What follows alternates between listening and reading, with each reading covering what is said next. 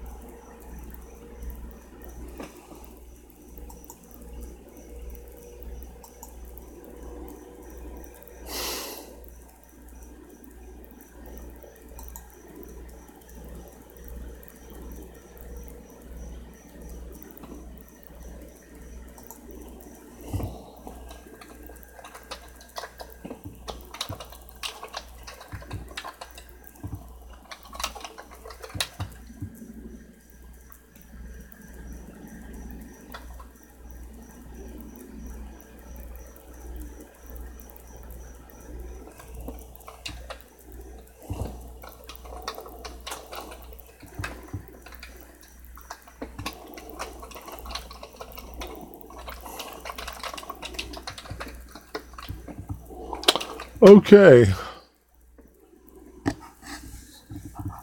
Okay. So questions.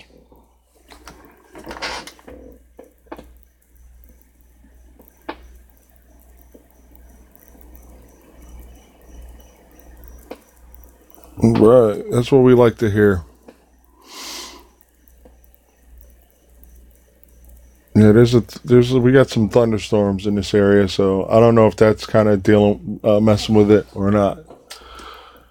So, yeah, what I was speaking about was yeah, if you have the aeronautical science, aviation flight technology, whatever, is the examiner going to ask me a lot about weather? Um, Possibly. Every examiner's different, and then here's my question: Are you doing? Are you under a Part 61, or probably not? Probably you're probably under a Part 141 program. I'm assuming, unless the college hires a flight school to kind of do all the work or something like that. But it would still be a FAA Part 141 program where you have check rides and then, you know. So I'm not sure which type of situation you're in, whether it's Part 61 or Part 61. Okay, but the college is 141. Okay. So I take it you were already on your way to your private pilot certificate and you weren't at 0 hours maybe because, I've taught in both programs, Part 61 and Part 141 as a flight instructor. And basically, when you have a person that does not have 0 hours, like they soloed already, they got some cross country time in, they probably got some night time in, it would not benefit you to start at the 0 point in the 141 program. So um, what they do is, they, somebody emailed me, I'm sorry, I was just reading it. Yeah, so what they do is, they'll basically just say, okay, finish up Part 61, and then they'll take you on board as a private pilot. And you come in as a private pilot and start at that lesson where the they probably make you do commercial maneuvers first, because most people will not have the. A lot of 141 programs make you do the commercial part first, because the instrument part is the hardest, and to make sure that you have the correct amount of hours, because under Part 41, you don't need the same hour requirements because you're in a very structured program. So it's less hours under Part 41 to obtain your commercial pilot certificate. But under Part 61, it's high. It's a higher hour requirement because you're not in a structured program that is very closely watched. Like 141 programs are very closely watched by aviation safety inspectors. They're always, they're coming around, they're, just looking around, making sure everything is up to par. And so this is why 141 programs are allotted. They're given an allotment for their students not to have as many hours because it is a very concentrated program. But yeah, the 141 program that I taught for was at Mercer County Community College. And it was a 2-year program for the students, but I was a flight instructor there for about 4 or 5 years. And I trained private pilot, instrument pilots, commercial pilots. I help people prepare for their airline transport pilot certificate, CFI initial, CFI instrument, CFI multi, you name it, and that's why it's really good. It's good to be a flight instructor. A lot of people don't like that journey because, we used to always joke, in your primaries, it'd be like, oh man, before they let me take the written and started flying. Yeah. Yeah, so they're very serious, and it's a building block method. This is the FAA's new. Well, not new. It's been in place for a while, but this is the FAA's new. I keep saying new. They've been doing it for a while. The building block method of instruction is just making sure that you know certain things before you move on. So you finish up one block, you have a progress check, then you go to the next block. But each block is a higher skill, just testing your flying skills. And, that's pretty much it in a nutshell.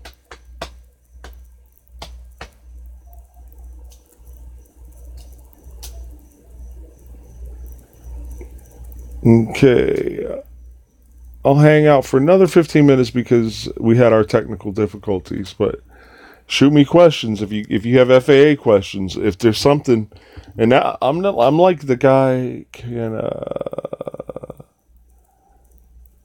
a private pilot placard an instrument and operative? I would say yeah. You can placard it and not an operative, but it can't be an instrument that is on a minimum equipment list. It can't. It can't be. You can placard it, but you can't fly it. That's my point. You have minimum equipment lists for VFR and IFR. Like for VFR at night. Well, don't get me lying, because I haven't looked at private pilot regs in years.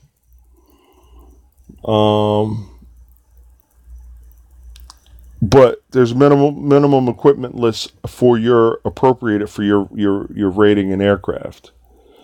But it more deals with the airplane and whether it's VFR capable or IFR capable. The minimum equipment list, you could look that up. You could Google it, actually. You could type in Google. I could do that now. Hold on. But you could placard it because you are when you placard something, you are letting other pilots know that something is not right or it's unsafe or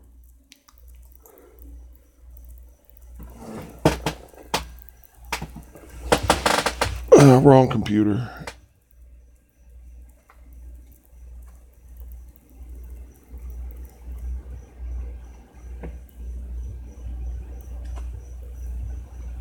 Just give me 1 second.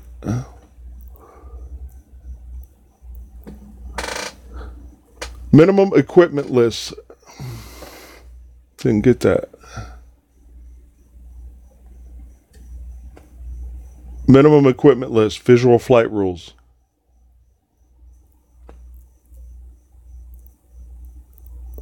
Okay, so for instance, for daytime VFR, you need an airspeed indicator.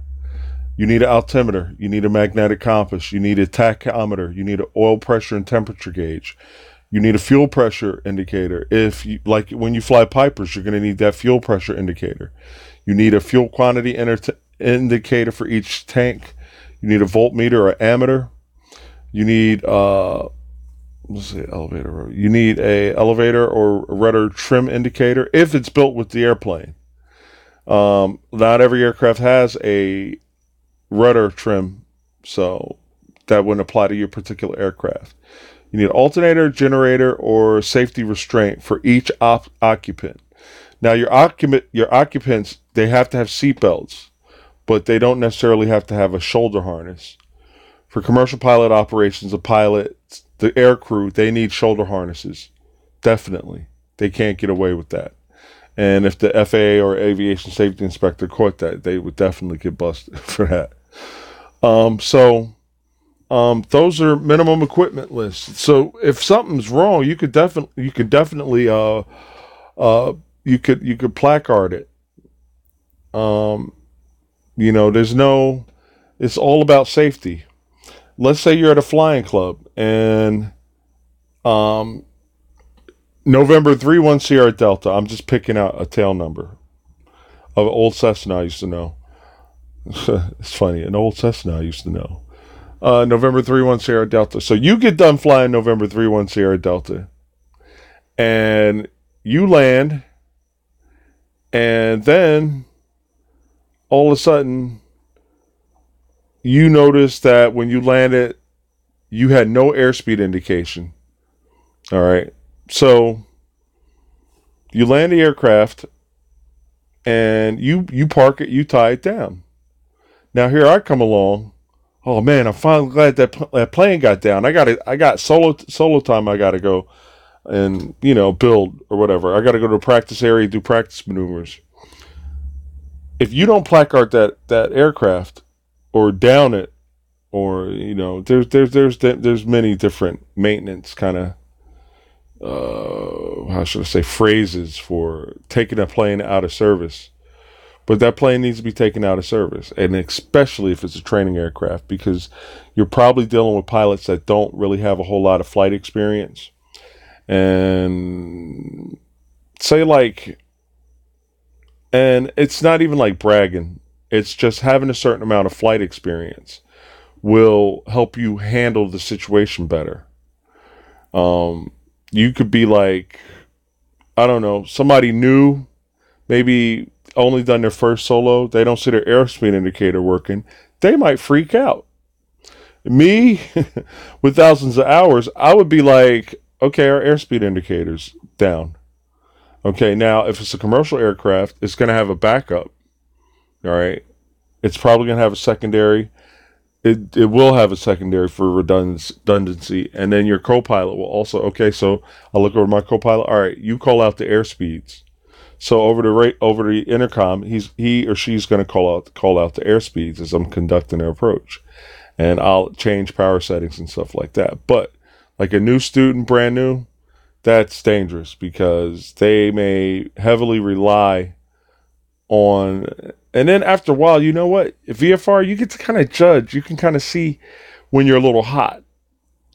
After you've flown a plane for so long. When you're coming in like super, super fast, like, wow, I need to slow down. I need to get some drag going. Maybe drop some flaps if I'm in the wide arc. Maybe drop some gear if I'm in the gear extension zone as far as my airspeed is concerned. So still, it's really, really not supposed to fly. You're not supposed to fly it if that's required for day VFR. For night VFR, I believe you need a landing light. I don't have the regs in front of me, And that's one thing I never ever did as a flight instructor. I never ever quoted regs right off the top of my head. Even with that, I went right to Google and looked up minimum equipment list for visual flight rules. Because the actual private pilot, actual training, like brand new pilots game, I've been out of for a while. Most of the people that I deal with or dealt with like more recently are like more advanced. It's like multi-engine stuff. So we talk about a different set of things. When you're on the commercial side, you don't fly with anything bad. You don't. Like if you're part 135, 121, there are some things that you can fly with bad, but that's because everything's doubled up. Your co-pilot or first officer has, the same set of instrumentation backing up. So there's certain conditions in which we can operate in that sense. But as a private pilot, I would not recommend. Something's bad, don't fly, dude. Don't fly. Because this is when we develop something called an error chain. I'm not sure if you've gotten to that part yet in your flight training, but you will be trained in something called aeronautical decision making. Aeronautical decision making is a process in which you make a go, no-go decision. And while I'm here, I might as well. I'm safe is the acronym. I'm safe. So this is what every pilot needs to be saying to themselves before they put that piece of metal in the air. And where's my? I just stood across the top. So IMSAFE. It's a memory aid. Illness, medication, stress, anxiety, fatigue, emotion. Okay, so I'm safe. Illness, medication, stress, anxiety, fatigue, emotion. If you have any of this stuff going on, you shouldn't be flying because your mind's somewhere else. I remember when I first started flying commercially, I would always tell my family, like, if there's something really bad that you really think is going to shake me up and I have to go flying, don't tell me now. Wait till I land. My mother would be like, oh, I got to tell. Oh, did you know? Wait till I land. Your girlfriend, your wife, fiance, whatever, wait till I land. After I get where I'm going, then, we could talk about it. Because then I can get the news and then I can like kind of, camp out at the hotel and deal with what I got to deal with and then prepare myself for the next day. But certain things you don't want to be thinking about if you're flying. So if you're ill, if you have an upper respiratory infection, you're going to have a hard time clearing your ears and your sinuses. You could get a sinus block, or ear block, really, really bad and very, very painful. Medication, antihistamines. There's a lot of over-the-counter stuff that you should not be taking because it will mess with your sensory organs. Stress, if you're overstressed, you should not be flying. But I think there's a certain amount of stress that everybody deals with. Anxiety. Anxiety in itself, if you're super, super anxious, you probably need to just calm down, take a breather for a minute, have a glass of water, relax. Fatigue. If you're over fatigued, if you haven't had your proper crew rest. And I think people violate that. People tend to overwork themselves, especially in the U.S. People tend to work themselves. And emotions. Just broke up with your girlfriend or something like that. I remember years ago, I was dealing with a very stressful breakup. Shout out to Juanita. Now we're cool now. We're friends now. But I was flying corporate and we broke up. And I'm not even going to lie. I was totally devastated. I was totally devastated. And I didn't see it coming. I did not see it coming. And I'm not going to lie, because pilots, we got that ego. Oh man, I'm a pilot. Why would a woman leave me? Arrogant sometimes. You got to keep things in balance. But at any rate, emotions. Wow. I didn't even see that coming out. I guess talking about myself, but Really, really bad breakup. I was, oh man, I was all torn up, man. All my friends were like, it's going to be all right. But I was torn up. I'm not even going to lie. Because that was like, whoo, that was my baby. For real, for real. And I did not want that to, I think, and I'm probably going to go not on a rant or whatever, but relationships, you got to meet somebody, you got to know what they like, what they don't like, you got to go through all this stuff. It's like flying a new airplane. You got to know the limitations, emergency procedures, normal procedures, V speeds, all this. It's like, shit, I got to learn all this stuff all over again. And it's like a new person. So honestly, I'll tell you the truth. I don't like change. So that was like, damn, I really didn't want to break up with her. But it was my schedule. And you know what? This is going to segue into something else. This is going somewhere else. I didn't even think it would go. But family time. You if you're married with kids and you're a pilot, when you're home, stay home. If you got to go out and you got to do things, do it with the family. Because your family is going to be really upset with you. If you're one of those guys like, oh, I got to hang out with my boys. If you're that type of guy, you will have problems. You will have problems because your family's going to have resentment. Oh, you've been gone for 3 days. You could have a fiance or a wife like at home, cleaning up the house or whatever. And you could just be like a visitor. Seriously. It's like you're a visitor.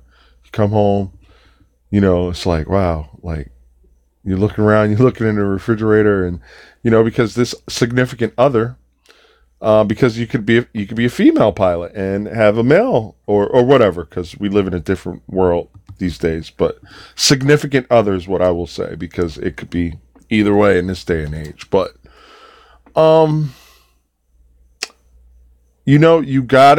home time's got to be for your family. Every now and then, you could go out, hang out with your buddies and stuff like that, unless you got like a super cool girlfriend, fiance, wife, husband, partner, whatever. We got all these labels now. And I want to be sensitive to everybody, because whatever you do is your business, and I'm not judging you, but so home time's got to be for home time. So like the emotional part, man, I took like 2 weeks. I had to take 2 weeks. I had to. There was no way that I was going to keep my head in that cockpit. And if I can't keep my head in that cockpit, then I'm unsafe to the crew. Everybody on board, really, it's unsafe. So say don't do it. What else? Okay. So that's about it. But yeah, that took me into just home time. As pilots, give your home time to your family, because you're going to have problems, dude. You will have problems. At first, some women, and I'm just talking about my situation. Some women, they're okay. Well, all right. They'll be like, yeah, I want him to be out. I want him to be out with his buddies and stuff. He's home. He doesn't get to hang out with his buddies and stuff like this. And then you be thinking like, oh man, that's super cool. Like, all right, I'm gonna go play pool and, maybe have a couple beers, because you can't drink when you're on duty, and, bug out with your buddies and stuff like that. And then, you know what I mean? At first it's gonna be all right, but eventually you gotta give that significant other, you gotta give them that quality time, dude. It's not gonna work, man. And unfortunately, it took me a long time to figure it out. But yeah, I had to shout Juanita out, because we're the best of friends now, though. Actually, right now. But yeah, back in them days when we first broke up, I was like, oh man. This totally went off the subject of FAA and military test prep, but not really, because of the I'm safe checklist. So, yeah. Again, let me just look. I want to just check the email real quick, because I think there's a lag in your email and stuff like that. But again, guys, I'm here every Friday, live stream 9 to 11. And then if you tutor with me, or if you're doing API with me, or going through some type of training with me, I do a Google chat from 10 to 11 and stuff. I extended this because of the technical difficulties we have, and I believe it was because of the thunderstorm. Because ever since I had this camera, I never really had any issues, and that is the only difference that I could see. And then after the thunderstorm went by, then I'm live streaming again, no problem. So if you guys like this little interaction, please hit the like button, number one. And I'm here every Friday. And Georgia Flyer, tell your fellow classmates about me, because in this live stream they can get questions answered, and from somebody that knows the Part 61 process, the Part 141 process, aerodynamics, meteorology, navigation, global positioning systems, you name it. I'm an ATP, like. Okay, and I'm still an MEI. I still keep it current, but I don't really use it a whole heck of a lot. So that's my main reason for doing this, because I just want to put myself in a position where, you know, as far as the FAA is concerned, I am teaching and training and talking about aviation subjects and stuff like that, and so that's one of many reasons why I do this. So 9/11, and you see people don't really put up a whole lot of questions, which is it's crazy. I think it's crazy, because I'm like, wow, ATMEI every week I be in his face, or dude, man, like, all right, I don't understand this approach procedure. Could you do this instrument? And people are emailing me about doing certain approaches and stuff like that. Shout out to Ezekiel Eagle and stuff like that and everything. I'm thinking like, oh, because Juanita watches my videos. When she sees this video, she's gonna be like, Kino. I'll be like, sorry, but hey, I'm talking about people, man. I'm honest. You know, that's the only thing I can do is give you my own personal experiences, and that I'm safe checklist. I'm going to use that from now on, because that's funny. I mean, I'm sure you guys were cracking up. I know I got a crack up out of it, because I was just like, oh man, I can't believe I'm saying this, but that's very good. And even if you can't come back, hey, tell one or two people about me. That's all. Hey, it's this guy named Keno Thomas, and every Friday he does test prep for, military test prep and FAA test questions, from private pilot all the way up to ATP. You know what I'm saying? Oh, Juan Kim. Okay, I didn't even see you in the room, Juan. I'm hoping I pronounced that right. 54, good job, 54. That is a very competitive score, and you will probably get you'll probably do whatever you want to do in the Navy. So really, actually, Juan, if you could definitely come back. Oh, my videos helped you a lot. Well, that's good. That's what they're there for. That's what they're there for. And I appreciate that. And I hope you're subscribed to me. And I hope another thing, guys. Oh yeah, that's right. Damn. Sorry. I'm trying to build, I'm going to start doing Facebook Live. All right. If you guys are Facebook,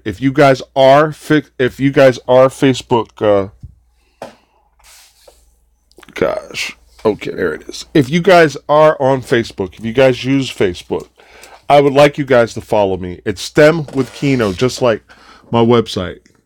So Juan, if you're on Facebook, and if you're on Facebook and my videos helped you, I don't, it's not like, oh, pay me. No, just follow me on Facebook, please. Let's see here. I'm going to try to put the link up here. If you guys could, man, if you guys are Facebook users, please do it, because I'm trying to build my fan base here. And I'm going to put a link up, and you should just be able to click this link and go there, and please follow me. I'm also on Twitter as well, but right now my Facebook campaign is what I'm focusing on. Down the road, it will be Twitter. And now it looked like the link came up and then it faded. So I hope it's still available, but at any rate, you still should be able to copy and paste that, or go to STEM with Keno, or search for STEMwithKeno.com, I think. Let me look at this. Yeah, that's actually the name, STEMwithKeno.com, because it ties to my website. But if you guys could do that, man, it's huge for me. And I know it's just a couple people in the room, but still, every little bit counts, man. I mean, I have 1,400 subscribers, but the difference is, because you got guys, they do all kinds of dumb stuff on YouTube and Facebook and stuff, and they got millions of followers because, the majority of people are not mentally pursuing things on a higher plane. They just kind of exist, but people that are, trying to be a naval officer or Navy pilot, Air Force pilot, a pilot, period. It you're not going to find, it's a small percentage, it's a small piece of the pie. So I appreciate every last one of my 1,400 subscribers, because these are goal-oriented people. They're not like the regular Joe Blows, which you can find anywhere. So that just it's an indication of how special you guys are, because you are pursuing something on a higher path. Nobody, I want to be a naval aviator. Oh, I want to be a naval officer. Very few people are doing that. And you may think it's a lot, but it's really not a lot. If you think of the percentage, or how small a percentage that is, if you thought about the whole U.S., so I'm going to close out with that, guys. And I appreciate, if you guys can come back next Friday, I will be here. If you can't make it, hopefully I'll see you the next Friday. If you have questions, you can email them to me, and I'll just shout you out, with whatever question or whatever you need answered. So you can still email me, and I'll still answer questions. And yeah, I'm gonna call Juanita right after this, though. So that's it, guys. Thanks for watching, man. I appreciate you guys coming out, and take care. Have a great evening. Be safe and study hard. Bye-bye.